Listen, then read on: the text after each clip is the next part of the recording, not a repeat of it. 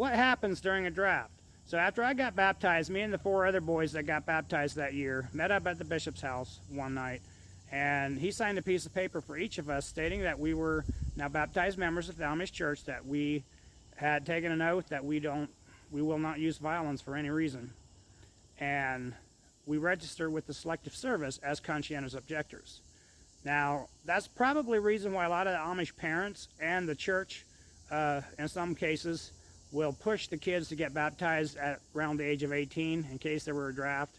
Because if you hadn't been baptized yet and you told, people at the draft board that, hey, I'm a conscientious objector, they'd be like, well, are you baptized? You'd be like, no, I'm not sure if I want to stay with this religion. And they'd be like, well, maybe you're not a conscientious objector then, So after I got my card back, it had my social security number on it, and I put that in my wallet. And after I left the Amish, that card is what made it a lot easier for me to get my identification. That was the one piece of identification I had that proved I was who I said I was, and it had my social security number on it. So I went with that, and I got my birth certificate real easy.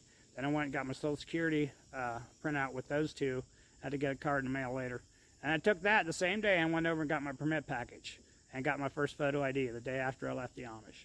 So that social security, or not social security, that social security number, but the Selective Service card really helped me leave the Amish because it was a form of identification. And those who haven't joined the church, they would never have that. So there would be no way, that unless they could get a hold of their birth certificate, that might be one form of identification, but you usually need 2. And it's kind of hard to get. I've had to help some of my cousins that left that didn't have any of that, and we had to find a doctor who knew who they were, and he was able to write a letter and signed it stating that he knew this kid, he knew who his parents were, and then they went through the whole process because his parents would not give him his birth certificate. So we were able to go through the process that way and get him some identification. So it really, that really made a huge difference that he had a doctor that knew who he was. But as far as the draft goes, sorry guys, I'm rambling.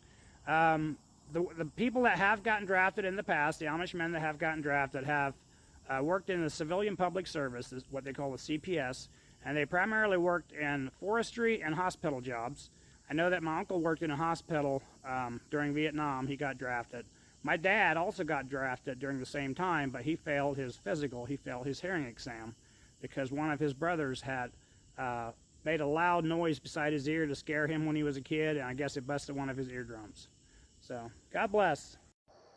Could an Amish person join the U.S. military if they wanted to? No, they would not be allowed to do that. At the core of the Amish belief is the belief in pacifism and not using violence to solve any of your problems. It's never the solution in their opinion. So if an Amish person were to join the military, if he were a member, he would absolutely be shunned. I mean, obviously he wouldn't be living the Amish lifestyle while he was enlisted.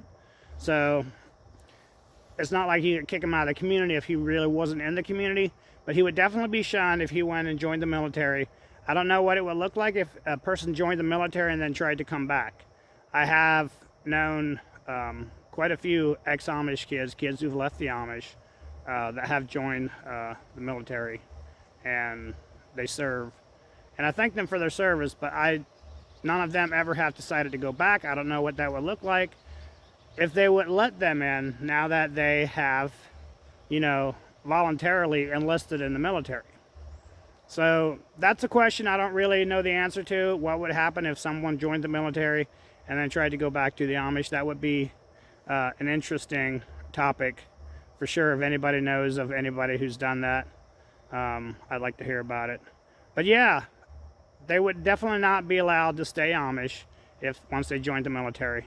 It's just against their beliefs. That's not how they do things.